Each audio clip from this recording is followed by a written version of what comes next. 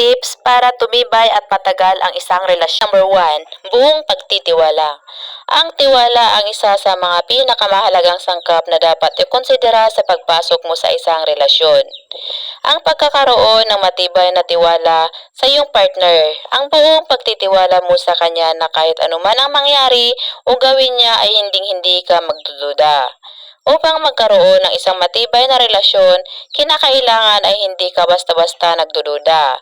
Malaki ang iyong tiwala sa kanya, na kahit nakatalikod ka at hindi mo alam ang kanyang ginagawa, ay hindi mo siya mapag-isipan ng masama. Yung tipong, kahit may umaligid man sa kanyang iba, may kausap man sa kanyang iba, ay malaki ang tiwala mo sa sarili mo at sa relasyon ninyo na hindi kanya basta-basta ipagpapalit kahit anuman ang mangyari. Tip number 1, buong pagtitiwala. Tip number 2, mabuti at magandang komunikasyon. Ang mabuti at magandang komunikasyon ang isa sa mga tip upang magkaroon ng matibay na relasyon. Alam naman natin na ang pagiging bukas sa komunikasyon ay isang naging matibay na pundasyon sa isang relasyon. Kapag open ka sa partner mo, nasasabi mo ang mga nararamdaman mo na walang pag-aalinlangan. Nangangahulugan lamang ito na hindi basta-basta masisira ang inyong relasyon. Na kahit mag-away man kayo, hindi kayo kaagad-agad bumibitaw. Umiisip kayo ng mga solusyon sa problema. Pinag-iisipang mabuti ang mga hakbang at desisyon dahil kinukonsidera at alam ninyong malaki ang magiging epekto nito sa inyong relasyon. Tip number 2, mabuti at magandang komunikasyon. Tip number 3, mahabang pasensya.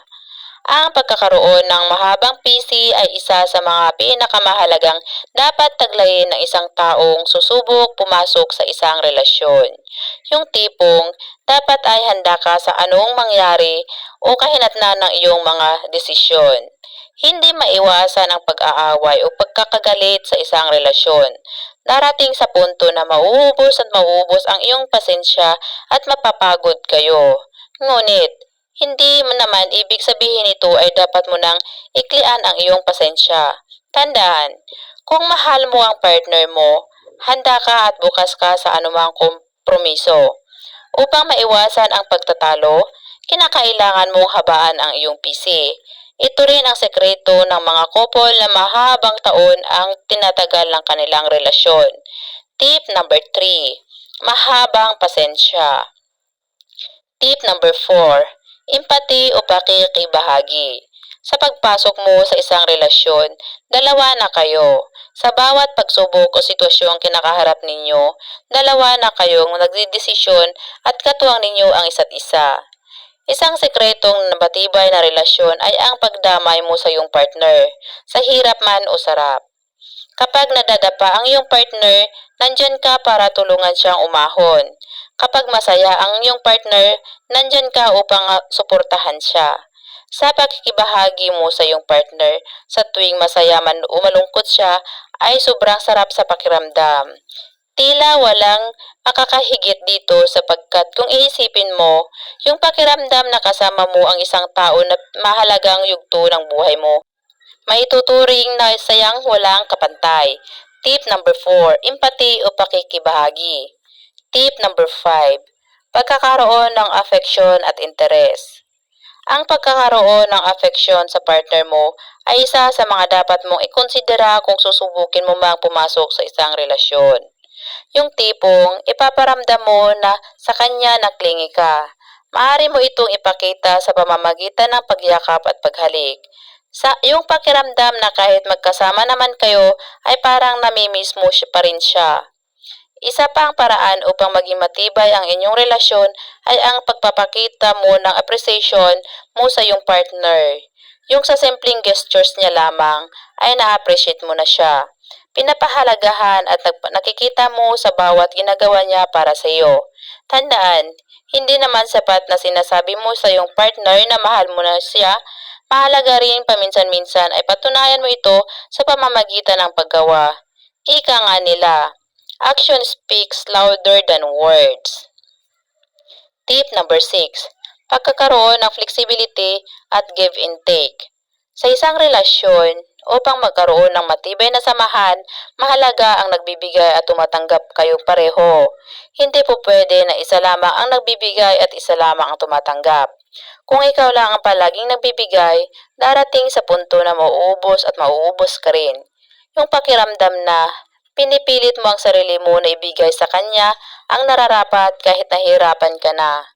Kahit nasasaktan ka na ay pinipilit mo pa rin, samantalang siya ay tanggap lang ng tanggap. Isang sekreto rin na matibay na relasyon ang pagkakaroon ng flexibility. Yung tipong nakaka-adapt ka sa pagbabago ng partner mo. Dahil parte ng isang relasyon ang growing up. Nagbabago kayo sa paraang nakakabuti para sa inyong dalawa. Tip number 6. Pagkakaroon ng flexibility at give and take. Tip number 7. Room for growth o espasyo para sa pagbabago. Walang permanente sa mundo. Lahat ay nagbabago. Pero, hindi ibig sabihin nito ay hindi na kayo mag-grow sa iyong relasyon. Kahit naman magbago ang partner mo, kung may kakayahan kang umintindi sa pagbabagong yun, titibay relasyon ninyo. Masarap sa pakiramdam yung kasabay mo ang taong mahal mo sa pagtupad ng mga pangarap mo. Yung pareho kayong umaangat at nagtatagumpay sa iyong mga karir. Yung tipong hindi lang sa relasyon ninyo umiikot ang mundo nyo. Malinaw sa inyo na kahit magpartner kayo ay may iba pa rin kayong priority sa buhay. May mga dapat kayong pagtuunan ng pansin at dapat unahin dahil kayo ang nagtutulungan sa isa't isa. Nagsusuportahan at hindi naghihila pababa. Tip number 7. Room for growth o espasyo para sa pagbabago. Tip number 8. Pagrespeto sa privacy ng isa't isa at boundaries. Kahit naman nasa isang relasyon kayo, mahalaga pa rin ang individuality. Kahit na may partner ka na, hindi naman sa lahat ng oras ay dapat alam ng nangyari sa iyo. Mahalaga pa rin na meron kayong kanya-kanyang isip na susuluhin nyo lamang. Upang magkaroon ng healthy relationship, dapat ay ikinukonsidera mo ang pagkakaroon ninyo ng alone time.